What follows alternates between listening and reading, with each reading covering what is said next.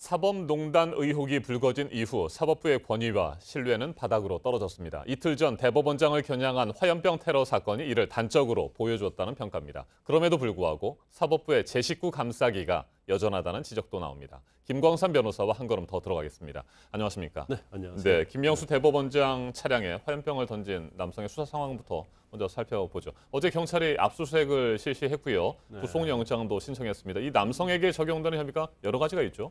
이제 범죄 사실 이제 3개 정도 볼 수 있습니다. 이제 첫 번째는 특수공무집행방해죠. 일반 공무집행방해에 비해서는 이제 형량이 2분의 1 가중되게 돼 있어요. 그래서 7년 이하 징역에 처할 수 있는 범죄고요. 두 번째로 그 현주건조물 방어죄와 관련된 부분인데 자동차를 소해하고 이로 인해서 위험을 야기하게 되면 3년 이상 또는 무기징역 처하도록 돼 있죠. 그렇기 때문에 형량이 굉장히 무겁습니다. 그다음에 화염병 처벌에 관한 법률 위반인데 이 3가지 범죄 사실로 영장이 청구됐고 이전에는 대법원장이랄지 대법관에 대해서 화염병을 투척한 사건이 없었어요. 그리고 이전에 계란을 투척한 사건이 있었는데 그 당시에는 집행유예 선고를 받았습니다. 그렇지만 계란을 투척한 것과 또 화염병을 투척한 것은 그 사건에 있어서 굉장히 다르기 때문에 아마 상당히 중한 형을 받을 가능성이 크다 이렇게 봅니다. 네, 김명수 대법원장도 자신을 향한 화염병 테러에 대해서 법치주의 근간을 흔드는 매우 중대한 일이다 이렇게 얘기를 했습니다. 그만큼 이번 사건에 대해서 엄중하게 보고 있다는 얘기겠죠. 일단 헌법기관에 대한 테러인데 그중에서 이제 사법부에 대한 테러는 좀 더 엄중하다 이렇게 봅니다. 그래서 왜냐하면 사실 요즘 사법농단이랄지 이제 재판거래 의혹과 관련해서 사법부의 불신이 땅이 떨어져 있지 않습니까? 그렇지만 이러한 것을 자기의 개인적 재판에 대한 불만을 기회로 해서 테러가 이루어지고 이거에 대해서 사실은 엄정하게 대처하지 않으면 이게 굉장히 반복될 수 있는 거거든요.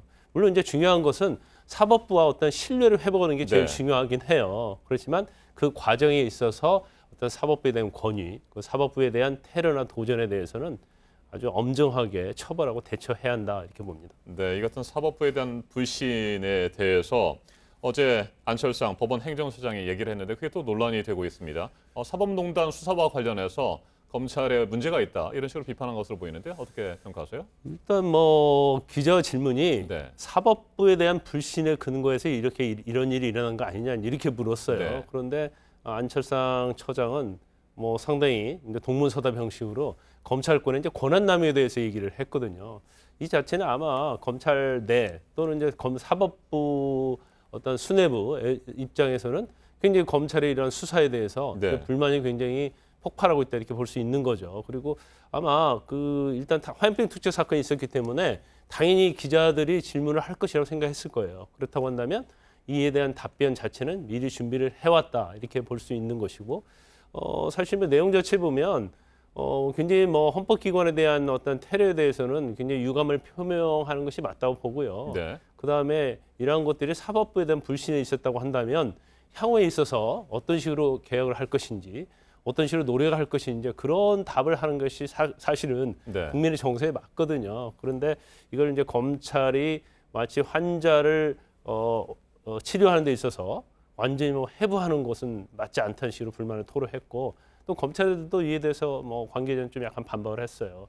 이렇게 어떻게 보면 환자가 중병에 걸려 있고 조직이 거대한데 한쪽만 도려내서는 치료할 수 없는 것이다. 그런 취지로 이 안철상 처장에 대한 질문에 대해서 우회적으로 거기에 대한 불만을 또 얘기했다 이렇게 볼 수 있는 거죠. 네, 얼마 전에 법관 대표회의는 사법농단에 연루된 전현직 판사들을 탄핵해야 한다. 이런 뜻을 가지고 촉구 결의안을 내지 않았습니까? 그런데 이에 대해서 대법원은 법관 대표회의가 법률적인 효력이 없다 이런 공식 입장도 냈고 대법원장도 이 촉구 결의안과 관련해서 후속 조치를 할 생각은 없다는 뜻을 밝혔는데 이에 대해서 어떻게 생각하십니까? 일단 법적 효력이 없는 건 맞겠죠. 근데 이제 법률적이라는 그런 엄격한 잣대로 따질 게 아니고 이제 법관들의 기류가 어떠한지 이제 그걸 좀 봐야 한다고 봐요. 물론 이제 법관을 탄핵 소추한다는 결의안 자체가 아슬아슬하게 통과를 했어요. 그러면 사실 제가 볼 때는 한 50대 50 정도 된다고 하는데 그럼 적어도 50% 법관들이 생각하는 것 자체가 이게 틀린 것은 아니다고 보거든요. 그러면 법원 내의 기류 자체이기 때문에 제가 볼 때는 만약에 국회에다 이걸 전달하지 않고 대법관, 사법부 수뇌부가 그런 생각을 가지고 있지 않다 하더라도 이걸 외부적으로 표명한 것은 적절하지 않다고 봅니다. 특히 이 법관 대표 회의 자체가 물론 법적인 제도는 아니고 기구는 아니지만 법관들이 뽑아서 대표를 보내고 회의를 한 거 아닙니까? 네. 그럼 그거 자체가 여론이고 사법부 개혁이랄지 사법부의 어떤 제도나 시스템을 만드는 데 있어서 이런 반영하는 게 맞거든요. 그래서 그 부분에 대해서 명백히 외부에 대해서 이게 맞다 틀리다 법적 기관이 아니기 때문에 법적 효력이 없다. 그래서 우리는 이걸 무시할 것이다. 이런 식의 어떤 태도 자체는 사법부에 대한 어떤 개혁, 혁신에 대해서는 전혀 생각하고 있지 않다. 이런 이미지를 줄 수밖에 없는 거거든요. 그래서 상당히 이제 그 부분에 대해서는 뭐 아쉬운 점이 있다고 봐요. 네, 앞선 리포트에서 여상규 국회 법사위원장과 박지원 의원이 고성을 주고받는 모습을 전해드렸습니다. 법관 대표 회의가 역시 뭐 법률적인 효력이 없는 촉구 결의안을 채택했기 때문에 법관 대표회의를 해산시켜야 한다. 뭐 이런 주장을 했기 때문에 발생한 그런 사건인데, 자, 법관 전현직 법관들 말이죠. 탄핵될 가능성이 지금으로서는 그러면 낮다고 보십니까? 일단 저는 이제 여상규 법사위원장 네. 말에 대해서는 상당히 뭐 부적절하다 이렇게 봅니다. 일단 법사위원장이고 위원장 자격으로서 얘기를 해야 하는데 지금 사실은 국회 법사위원장이 사법부에 대해서 뭐 법관 회의를 해산시켜야 한다. 네. 그 말 자체도 사실 삼권 분리에 맞지 않고요. 그다음에 본인의 이제 개인적 자격, 그러니까 판사 출신이잖아요. 개인적 자격으로 그런 말을 할 수는 있다고 봐요. 하지만 국회에서 법사위원회에서 그런 말 하는 것은 그게 부적절하다고 봅니다.